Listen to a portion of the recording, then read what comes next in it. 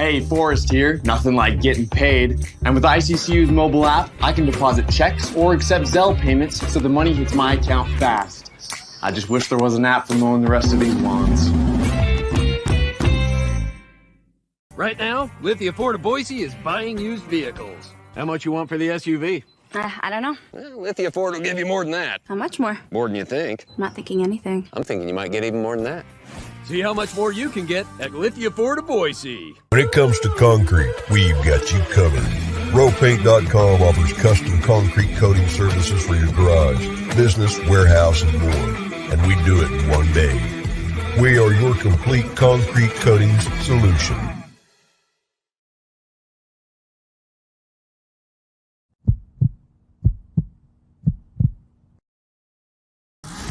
This is Bronco Nation News Live.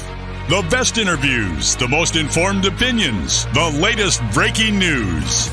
It's Mondays with Mallory with KTIK 95.3 FM The Ticket's John Mallory. Listen to Idaho Sports Talk with Prater in the Ballgame. Weekdays from 3 to 6 on 95.3 FM The Ticket and online at KTIK.com. Today's broadcast is coming from the Cutwater Spirits Canned Cocktail Studios. Check out one of their more than 30 flavors of pre-mixed premium cocktails at your local gas station or grocery store. Now, here's Johnny Ballgame and BJ Rains with another edition of Bronco Nation News Live. Hey, how we doing, Boise State fans? A happy Monday to you. Happy Labor Day to you here at Bronco Nation News. I know a lot of you got the day off today, but the show rolls on for the Boise State football team, regularly scheduled Monday, and so that means a regularly scheduled day for Bronco Nation News here, although may try to get the smoker going this afternoon, get some ribs going if I can, just in time so I can be ready to watch some ball talk tonight with John Mallory and Mike Sanford. But as you see, John Mallory, no days off for him as well. Nice enough to still make his Monday appearance here on Bronco Nation News Live. Johnny obviously hosts with Prater there on Prater in the Ballgame, 95.3 FM, 1350 AM. You know him, you love him, and he appears every Monday here at Bronco Nation News Live. And Johnny, obviously a tough one.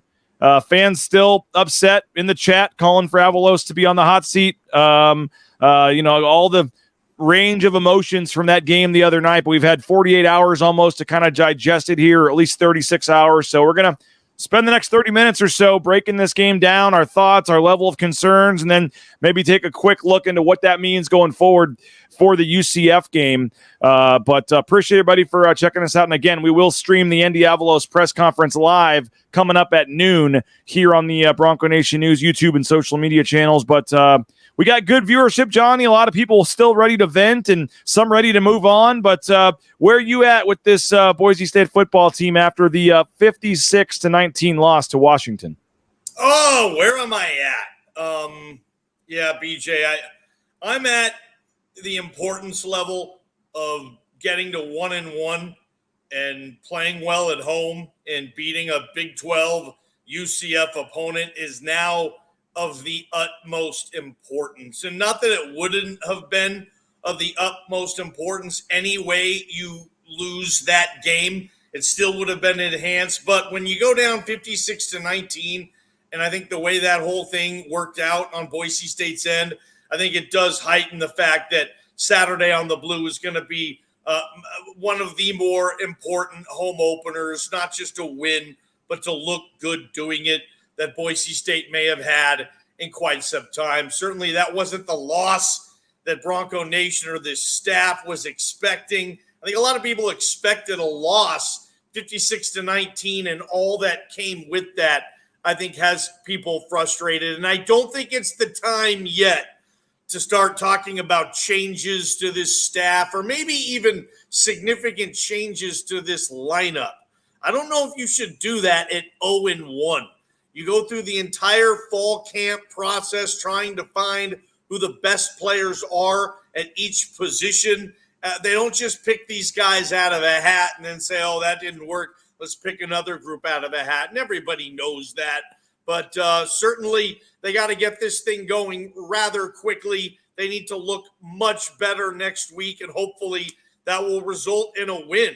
They could look much better next week, and if they still lose, I don't think the fan base is going to be giving Andy Avalos any passes at 0-2. This is 3 straight years under the Avalos regime, as you know, BJ, that they've started the season off 0-1 in kind of a buzzkill fashion. So let's see what they can do this week. Obviously, Andy will talk about probably next week, maybe a little more than he does last week, BJ. I think he's going to want to turn the page and look ahead. I think a lot of coaches want to do that, especially after a loss like that. So we'll see how that press conference goes. But certainly wasn't the performance that Boise State wanted or can live on. This program isn't going to be able to function the way it's used to functioning with losses like that.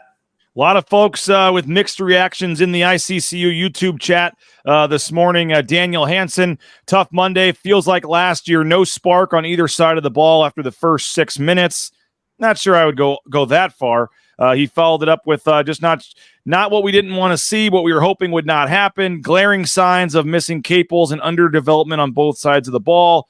Double O'Neill, poor coaching, roughly the same players that were doing fine last year. Somebody changed something, and they stink at it. OC on the hot seat. No, Bush Hamden is not on the hot seat after one game, folks. I actually like Johnny a lot of what he did. The only criticism I have is I think they should have ran the ball more. They should have ran the ball more in the second quarter. I thought Talon Green, only with 5 carries, and only like 1 or 2 of those were designed runs. I think Talon Green, the read option, the option in general, I think Talon Green needed to run the ball more. And I don't know if you had a chance to watch Andy in the post game with the assembled media there in Husky Stadium, but he mentioned we liked that we were running the ball. We wish we would have run it more, but that had a lot to do with the score.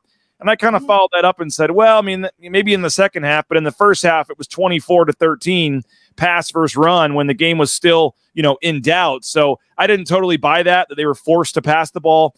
10 straight incompletions at one point from Talon Green. The 10th one was actually an interception. He obviously was in a rough, go there in the second quarter, and for whatever reason, they just kept trying to pass the ball. I didn't think that made a lot of sense. Obviously, these coaches make a lot more money than I do. They know what they're doing. They have their reasons. I can't wait to hear them from Bush Hamden here at about 12:30. But I just that was the one thing I didn't understand. But in terms of the actual, the rest of the offense, I thought Genty and Helani, the first 2 plays of the game, being out there together. I thought some of the wide receiver kind of fly sweeps with Genty coming around. I actually liked a lot of what I saw from the offense. Just wish they would have run the ball more. And so you had some key drops in there, Johnny. I don't know what was going on with that. Some players, Billy Bowens, Steph Cobb, some usual guys that you think are going to be okay with some key third down drops. You had a penalty on George Helani for a low block that took away a first down from on a reception to Riley Smith. You had to end up punting the ball there. So I'm not trying to say it was, all positive stuff, but I thought they were a little closer to having some a little more points on offense and a little closer to looking better when you take a factor in the drops, you factor in the penalty, you factor in some of the guys slipping on the turf. I don't know if they showed that a lot on the broadcast, but there were some receivers. It was everywhere. I was tweeting that all game. It looked like it was a slip and slide. I didn't see it from Washington. I saw it from Boise State. And I asked Andy Avalos about that in the post game, and aside from like calling out Dale Holste, he did basically say, yeah, there were some issues with the equipment, the cleats. They tried to get that. That didn't sound like they had other cleats to switch to, but it sounds like they were trying to let guys know, hey, you're going to be slipping. You need to, pay attention to that when you're coming out of your breaks and stuff. But obviously, both sides of the ball, the DBs fell on some wide open passes. The receivers fell and dropped some passes. So don't know what was going on there, but I don't know. It wasn't pretty, Johnny, and we can get to the defensive struggles in a minute, but offensively, 19 points. I know that wasn't what folks were expecting. 2 interceptions from Talon Green. But I just, I don't think drops were not a problem last year. I don't think drops are going to be a problem, whether it was first game jitters, whatever.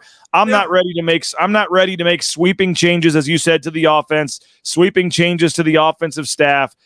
One game is one game. If it becomes 2 or 3 games, then we can get into it. But I also think we're going to find out that Washington is a damn good team, the number 10 team in the country. So is Boise State going to go 11-1? Do we just write this game off? Probably not. But I think that come the next couple of weeks, we're going to find out. I think that Washington is just really, really good. I have that in my notes as well, BJ. The slipping was weird. I mean, it's just one of those things like I mean, it was the new turf. Like, I wanted an explanation, like, because it was there. They were slipping. You could see it. But that's to the offense, BJ. This team averaged, mainly under Dirk Cutter last year, I think it was 387, 381 yards of offense per game, okay? In Bush's debut, they rack up 402, okay? Yeah. 402 yards of offense would be good enough, BJ, to win a lot of games. It would. That's a large amount of offense. However, when you give up 568, it shrinks your 402, doesn't it? You look at the plus and minus, and all right, Washington had what, 100. By the way, Johnny, more yards. Hey, Johnny, if this guy says he watches the show, he doesn't. Look who's calling right now. Oh, your guy Mike Sanford's calling us in the middle of our show. Come on, Sanford. Sorry, go back to your point. But he says, I watch every second of your show. If you're watching the show, Coach, you wouldn't be calling us right now. Step it up, Sanford. We got a lot to talk about tonight on Ball Talk. Looking forward to it. Let me just sum this sucker up. Something happened where University of Washington found the right protection schemes, in my opinion, because Penix looked clean basically from the second quarter on.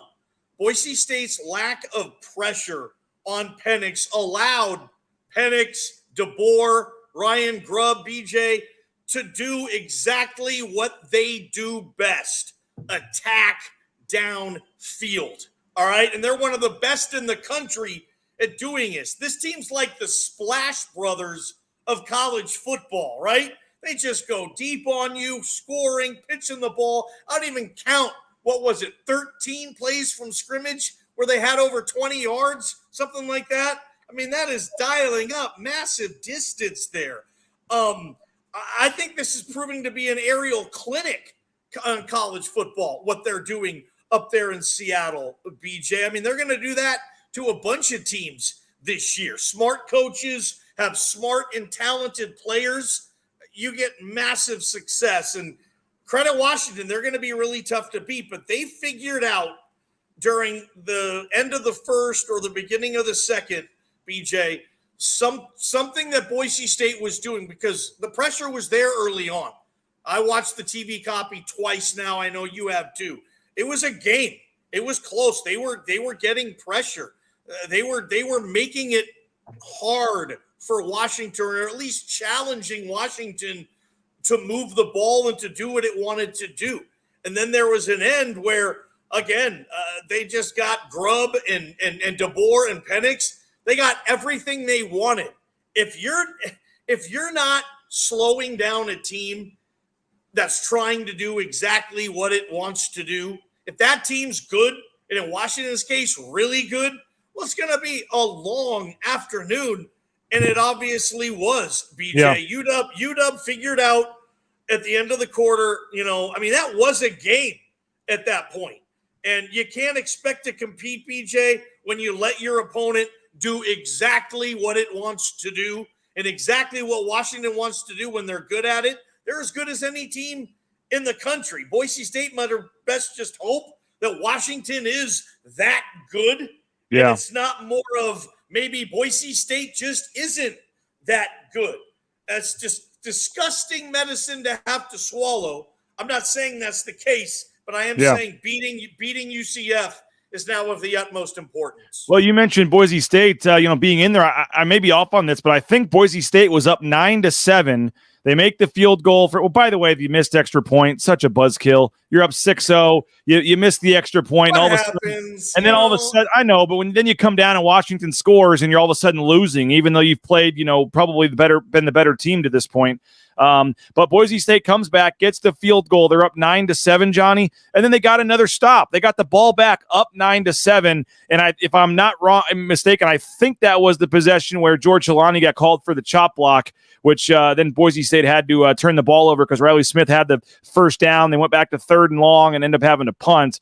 That was a huge swing, I thought, where they would have had a first down out almost to midfield, had to end up punting the ball. And once Washington got going, you're right. And, Curtis Cahoon says, welcome to week 1 of Overreaction Monday. And Double O'Neill says, can't overreact to getting blown out. Double O'Neill, poor coaching. We roughly the same players. OC on the hot seat. Daniel saying hopefully Avalos is on the hot seat at all. I just don't think so, guys. Andrew says if you rewatch the game, 2 or 3 plays that if we had capitalized, the game could have gone our way. I don't think the coaching was awful. I've definitely used TG and his legs more. And I agree with Andrew. And again, I'm not saying Boise State would have won if 2 plays happened, but I think the 56-19 score, Johnny, is a little it was obviously a much closer game than that till later in the game. The fourth quarter kind of got away from Boise State. And that was more of a, 40 to 19 game, probably something like that. But they added some touchdowns there in the second half. Obviously, Boise State went to Maddox Madsen at that point. I was surprised George Helani kept playing in the fourth quarter, to be honest with you. Whatever he was dealing with, why use him when he obviously needed because there was something going on where he wasn't good enough to play and then came back in. I hate to say it, but no one was surprised when they were watching that game and they heard George Helani was hurt early. And that's tough with that kid. He worked so hard, and he's such a good athlete, but he really has struggled in his career to stay healthy. And those are the games you need those guys. But that was unfortunate, BJ. But that's still not the reason they lost. Nope, not at all. Not at all. Let's see. Play to our strengths in the backfield, controlling the clock going forward. That will open up the passing game, maybe some big plays. On the bright side, and yes, we should mention this, Johnny, the offensive line. Jesse says on the bright side, the best offensive line performance we've seen in the Avalos era. I can't remember every game they've played in the offensive line to say which one was the best, but to have Roger Carrion at right guard, I don't really remember much of having to, call him out or say his name because I thought he held his own. And then Cage Casey as well. Only 1 sack against Boise State, and that really wasn't even the offensive line's fault. I thought overall, Johnny, if you're looking for bright spots, which again, I know is tough, fans want to just fire everybody and move on. But if you want to try to find some reason for optimism, why the UCF game might go better, why the rest of the season still could be a 9-3, 10-2 type season, if you want to believe that, very impressed with the offensive line. I thought you could not have, figured out that if you didn't know, I don't think you would have guessed they had 2 freshmen starting and had to move a guy that had never played center to center in the first game. I thought the offensive line, kudos to Cage Casey at left tackle, kudos to Roger Carrion at right guard, and obviously Ben Dooley, Garrett Curran, and Cade Beresford, Johnny. I thought the O-line played pretty well. Yeah, BJ, when you run for 138 yards on 28 attempts, 4.9 yards per carry, you're going to take that just about every game, aren't you? Yeah. And you didn't have, like I'll say, hey, Taylor Green had, 600 rushing yards last year. Yeah, but 2 of them were 91 and 74. Take away that, and he wasn't that good of a rusher. I heard that a lot in the offseason. There wasn't any of those monster splash plays that skew the stats. Those were receiving plays. Correct me if I'm wrong. It's not like the biggest plays were on screen passes, the 50-yarder to Genty, the 40-yarder to Static in the first quarter. Those were passing plays. The longest run from scrimmage was 13 yards from Taylor Green. So go back and crunch those numbers on the offensive line and the fact that they were running the ball well, right? The longest run from scrimmage was 13 yards, and you end up with a $138 on the ground on 28 carries? Yeah. They were able to run the football, and I think it is absolutely fair for you, for Mike Prater, for anybody else in the media I've heard kind of saying, why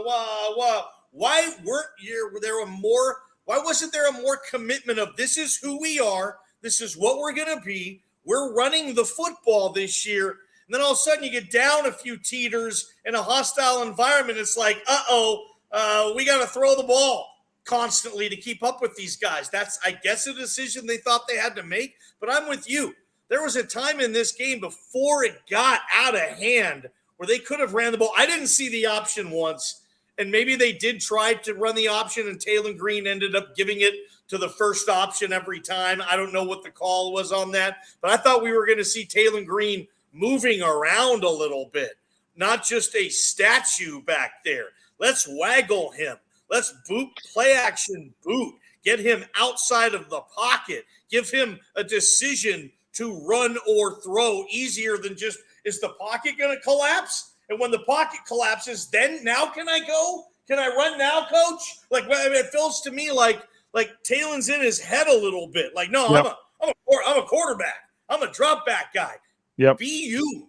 Be them. I wanted to see him run the ball a little more too, BJ, but you're right. The offensive line, there's no criticism from me coming at them this week. Not at all.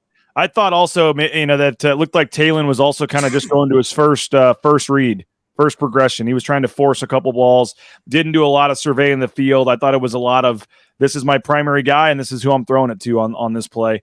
But I just, they probably had the reasonings as to why they ran the ball more or why they didn't run the ball more. And again, they make, $400,000+ more than we do, Johnny. So they obviously know what they're doing.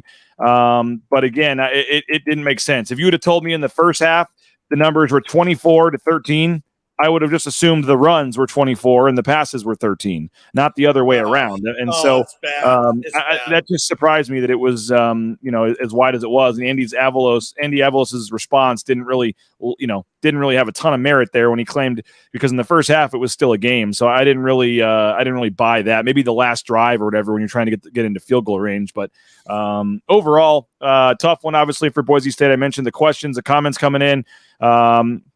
Couple other positives I want to hit on and talk about as well, but I do want to thank a couple of our sponsors, including our newest sponsor, BVA, Ball Ventures, Alquist, Tommy Alquist and Company, Top Golf, the Eagle View Landing, all the new things they have going up there. Check it out right there at Eagle Road and the freeway. We appreciate BVA. We're going to be doing some cool things, some broadcasts at Top Golf coming forward, some other things with our partnership there. But BVA, everywhere you look, there's a new building going up, a new area, and it's there's probably a BVA banner there on the side. So we appreciate Tommy Alquist and their support of Bronco Nation News. So we're going to grow this partnership moving forward. But thank you to BVA for jumping on board as a sponsor here at BNN. And I look forward to some of our new deals at Topgolf. Taco Bell, they're renovating that new location down there on Broadway. It's going to be ready very soon. Make sure you hit up Taco Bell. I think Johnny's heading to Taco Bell before the press conference here after the show. Check out TacoBellWorks.com.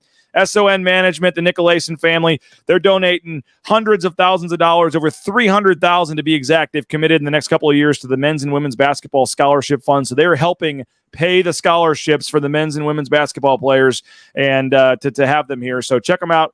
Taco Bell, TacoBellWorks.com. We appreciate their support of Bronco Nation News. As I said, we're broadcasting from the Cutwater Spirit Studios. More than 30 flavors of pre-mixed premium cocktails. Pick one up at your local gas station or grocery store. And Johnny, I know you wish this was a Monday show, not a Friday show, but on Friday, Jay Tust and I will be live at Lithia Ford of Boise. We'll be broadcasting from an F-150 Lightning, tell you all about the new electric vehicles over there at Lithia Ford. And how about this? In conjunction with our appearance, 11 a.m. on Friday, Lithia Ford of Boise is giving away 4 tickets to the UCF game at the 50-yard line. If you want to go to the UCF game, great seats. Lithia Ford of Boise is giving away tickets. You just got to stop by at around 11 o'clock on Friday. Say hello to Jay Tust and I and Jim Sturk and everybody at Lithia. Check out their vehicles, and you can get entered to win a chance. They're going to draw them right there while we're doing the show.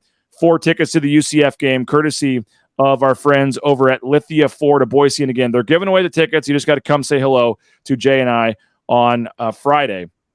Let's see what else we got here. I needed the ball, run the ball more to control the clock, give our defense a chance. Bob's agreeing with you. Never saw the option.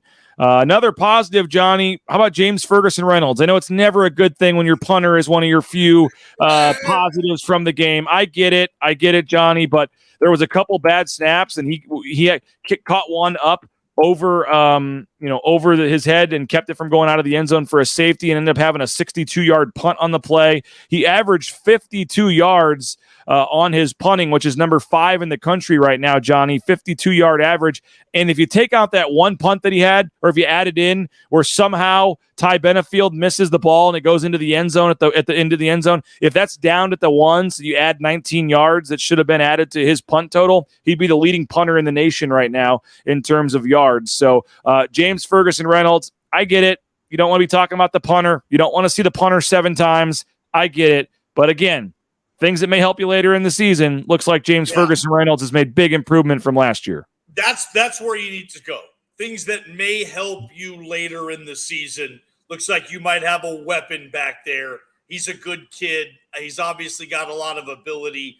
That bumble turd play collectively, not just one player. I don't even blame one player for not downing that ball. There was 4 guys there. Somebody grabbed some initiative and touched the ball there. But, I mean, I'm not saying you're saying this, but if James Ferguson Reynolds is a finalist for the Ray Guy Award and this team is 7-5, 8-4, nobody's going to give a rip, you know? He was terrific, but again, that's one of those backhanded. I don't know, BJ. I think there's a lot bigger fish to fry here than complimenting the punter, but I'm sure his parents are thanking you. David, they were at the game, by the way. His parents made the game all the way from Australia and got to see him punt. That was pretty cool, no doubt. David Gardner, props to BJ for sprinting to his gate with 4 carry-ons and making the flight. Yeah, we don't need to get into that, but almost missed the flight. Jordan K, Johnny, wanted to stop and get something to eat before going to the airport. The SeaTac airport, having to return a car, take the shuttle. It wasn't ideal. And we almost missed the flight. Jordan, of course, made it, but I almost missed it. But they ended up letting me it was too late to check the bags, they said. So they ended up letting me bring them and carry them on. And, people kind of were applauding. They were waiting for me on the plane. Were kind of clapping when I walked on because they could now leave. They didn't hold the plane for me. It looked like that, but they didn't. But made the flight, got back, saw my kid play 2 baseball games yesterday. Nick says Avalon, I guess. I don't know who that is. 17-10 now. Fact. Andy Avalos now 17-10, and as someone else pointed out, again, I know it's just facts, but I believe he's 9-8 without Dirk Cutter. I didn't factor that in. That's a smart stat. Who threw that up there? For 9-7, they were 7-5 the first year, and then 2-2, so 9-7, and now they lost the first game. So yeah, 9-8 without Dirk Cutter. Again, UCF, the magnitude. Every way you slice it and dice it, the one conclusion you come to is how big this opportunity is for Boise State on Saturday at 5 p.m. on the Blue to beat UCF. I think a lot of this goes away, and you just tip your damn cap to what Kalen DeBoer has built on Montlake, and you move on, and you say, hey, Huskies, bow down. You guys were terrific. We get it. Go win a CFP. Go win a really good Pac-12 this year. That all changes if you just beat UCF and handle your business. BJ, if you don't, though, then we're going to start hearing, then he's 8-6 on the Blue. 8-6 at home if they lose this game. This is one of the biggest games I've ever covered being in Boise 10-plus years, BJ. Yeah, they got to win it. They have to win. Biggest BJ. game. Oh, man. Someone BJ, was saying they have to win this. If they lose this game, the attendance and the donors and the all that kind of donations to the program, all that stuff tanks the rest of the season. I mean, I don't know. I mean, you get into conference play. Look, the sky was not falling after UTEP last year. You covered it. I covered it. We talked about it. This whole program was dog meat. It was over at that 2-2. Remember?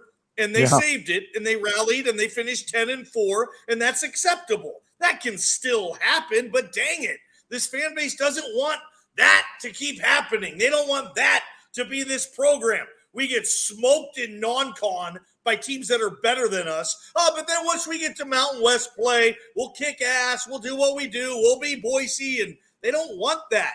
They want to win some of these other games too. And UCF, yeah, that's going to be there. That's a huge opportunity that they have to take advantage of, BJ. They just do. Yeah, no, and man, you assume that the place will still be sold out. I saw Jeremiah Dickey said something about going to take a big week, so I don't know if they still have a lot of tickets left they're trying to sell or what. I saw that too. But I mean, I don't know. Week before the home opener against a Big 12 team. I just when he said that and they're going to give us some updates tomorrow, I was pretty surprised. I thought this would be a sure sellout, maybe even before the season started. But we talked about it, Johnny. We said this team could be 0-2 and this team could be 1-4, like in the summer. Like, let's not forget, like going into the season, like we thought this was totally possible. I mean, if they had lost by 1 point to Washington and then 1 point to UCF, but they're 0-2 regardless, like are we going to feel differently about it? Like maybe, but. Yeah, 0-1 is 0-1, man. They were 2 touchdown underdogs. They weren't supposed to win that game, frankly, it wasn't supposed to be that close. They were, Vegas odds makers thought it would be a 2 touchdown game, or at least put the point spread at 2 touchdowns to even out the betting, however you want to phrase it. But I just, I think the UCF game is going to tell us a lot more. And I mean, they looked pretty good, man. UCF looked pretty good. I know it was Kent State, but they had 700 yards of offense. That quarterback can really play. I mean, we think Taylon Green's great at running the football. Is it Rice Plumlee or Reese Plumlee? The quarterback I think it's Reese. John Reese Plumlee. Reese Plumlee last year had 900 rushing yards. He runs really, really well. And Boise State thinks they have the big running quarterback. John Reese Plumlee, I think, is going to be a massive problem for this defense. This is not going to be an easy game to win. I think at best it's a slugfest, and hopefully that goes to the home team and Boise State can get some of that blue magic back. This is going to be such a fun game. I mean, I know fans, you're right. I get it. You're pissed off. That sucked to get your ass kicked by one of the best teams in the country. Move on. Put it in the trash. Smell you later. Washington lost. Beat UCF. Play well. Get everybody excited. Everything is still on the table here. There's no need to fire anybody, BJ. There's no need to get down and say, well, I'm going to burn my tickets. Come on, guys. It's too early for that. You got smoked by a really good team that's going to smoke pretty much everybody. BJ, just real quick, what they were able to do, one stat you look at that game, Michael Penix Jr., BJ, I'm sure you saw this. Yep. Yards per attempt, 11.3. And he threw the ball 40 times. That's yards per attempt. Every time he stepped back to drop back and pass, they averaged over 11 yards. 11 yards. Every time he threw a pass, 11. What? That makes it literally impossible to win the game. They get a first down on every play. On every play. I don't know, and you know me, I'm all about hyperbole, and it's the greatest thing ever every week. But my gosh, that aerial assault that Washington has going on right now, I can't wait to keep watching them play because they are really, really good at it. And I think that comes down, that's kind of the question that we'll find out maybe more on Saturday or as the season goes on. How much of that was Boise State being really, really bad? How much of that was Washington being really, really good? And where in the middle does that fall? I think that's going to be the thing that ends up proving, going forward. And yeah, Johnny, would you rather have the North Dakota game first and then UCF? Yes. You have the if you would have had the North Dakota game next, you get your feet wet, get back on the winning track, get some confidence, figure some things out, and then have UCF. But nope, UCF's getting on a plane in 3 days and flying up here on Thursday. And they're getting some votes in the top 25 poll. I mentioned they had 700 yards of offense for a defense that really struggled. Again, I think they're going to be better. But, man, if teams saw what Washington did to Alexander Tubner and just put him in one-on-one coverage, that might be an area that, I love Alexander Tubner and his story, but he did not have a great game, I didn't think, in terms of them just attacking him. And it's not his fault. It just wasn't a great matchup. Their receivers against him one-on-one. And they knew what they were doing. Yeah, they obviously knew, and they went right after him. And he wasn't able to meet the challenge that week. Hopefully next week he will. It's not a good stat that Alexander Tubner is the leading tackler on this team. And if that happens throughout the season, I don't think it's going to be a good stat. It's different when J.L. Skinner is your leading tackler versus Alexander Tubner, in my opinion, because a lot of J.L.'s tackles would come in the run, not just coming on after another splash play, that type of thing. BJ, it's going to be a fun atmosphere on the Blue Man, and the of the utmost importance to beat UCF, BJ. Idaho Central Credit Union, ICCU.com. Check them out. The best in mobile eBranch online banking. We appreciate Idaho Central Credit Union. The Blue and Orange Store, theblueandorangestore.com. Free shipping. Any order over $40, or you can go into the Boise Town Square Mall there on the second floor next to Perimage. Wear blue for Saturday's game and get it at the Blue and Orange Store. And Johnny, as we wrap this up, I do want to give a quick shout out. We got a new promo going at BNN. Some folks were asking about a new promo. If you're for $1, you can try us for a month for $1 using the promo code TRYBNN. So if you go to the monthly membership sign up, TRYBNN is the promo or the coupon code. First month's $1. Cancel it at any time, and you only pay $1. If you like the articles from Prater, Jordan, myself, then it just renews at $6.99 a month moving forward. And again, BroncoNationNews.com, exclusive content, articles. We had columns from Prater, myself, and Jordan all up yesterday and this morning. Read all three. Not going to find comprehensive coverage like that anywhere around town. So check us out, BroncoNationNews.com. Help support us. We would love to have your support. And if you do just decide to buy the yearly subscription, it's just $70 for the full year, one-time fee, which includes 2 months free. We'll give you a free gift card. One of the options is $25 to the James Kitchen and Bar. You can pick it up at the pregame show on Saturday. We also have a round of golf at Timberstone or a $20 gift card to Taco Bell. You can choose one of those three if you sign up for the $70 subscription. Otherwise, the monthly one will give you a first month for $1. So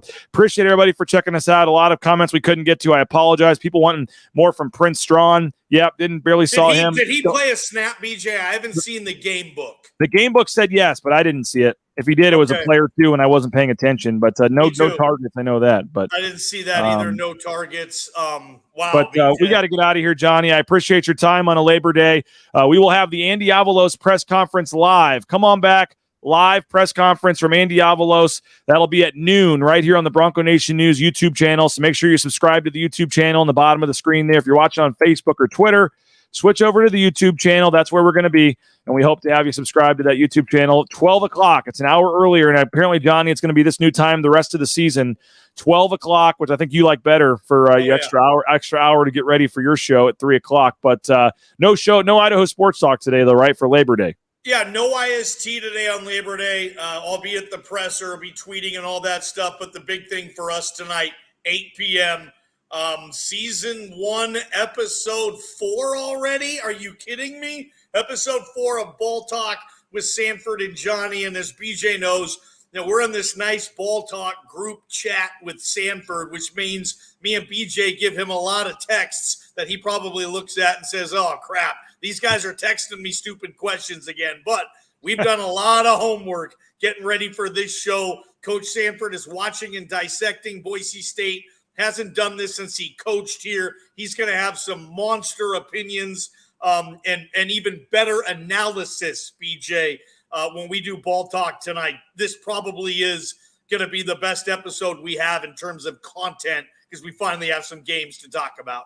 Yeah, and Johnny, he sent me 2 different sets of clips that he wants me to put together. So we're going to have one film breakdown on what went wrong in the Washington game, and that's going to be obviously very, I think, exciting for fans to see. And then another breakdown of what UCF does and what they did in the Kent State game as we look forward. So you're going to get wow. This guy was a head coach in the Pac-12 last year, Johnny. I mean, it's pretty. Yeah. I don't think people realize what they have here, and he's going to be doing film study and film breakdown of what coaches are looking at, what went wrong, what needs to be fixed in the Washington loss, and then also film breakdown to get you ready for the UCF game as well. So it's going to be a lot of fun. Looking forward to it. 8 o'clock tonight. Ball Talk with Sanford and Johnny. So looking forward to that. Can't wait. Come back and join us at noon for the press conferences, and then at 8 o'clock as it's a business as usual here on Bronco Nation News Live. What's the game today? Clemson and Duke, by the way. We can't even go over your final score, your picks, because one of your picks is the game tonight. So we'll have to keep that in mind as we're reviewing the I think you have an early lead on him, though. I think this may be a situation where Coach Sanford's going to want to put a little more effort into this so the score is a little closer by the end of the year. Yeah, one thing I think I can defeat Sanford in when it comes to football is being bad at gambling. He's horrible. I'm bad. So far, I have a lead. I intend to keep it because if you guys have been watching Ball Talk, you know if I win, he's giving me his Liberty Bowl jersey, and it's sick, man. And if he wins, I have to buy him a San Francisco Giant jersey of his players. So going to be fun tonight. Thanks, BJ. I'll see you down at the Blaymire. Yeah, a little over an hour away. Noon, we'll be live with Andy Avalos and the coordinator. Certainly going to want to check that out if you're a Boise State fan to hear what Bush Hamden says about not running the ball more and all the things that went wrong in that first game. Both coordinators going to have some questions to answer with what happened in that game. So that's coming up at noon. Have a great rest of your day. We'll talk to you then, and we'll talk to you 8 o'clock for Ball Talk with Sanford and Johnny. Go subscribe. We'd love to have you. BroncoNationNews.com. Have a great day. Bronco Nation News, BroncoNationNews.com.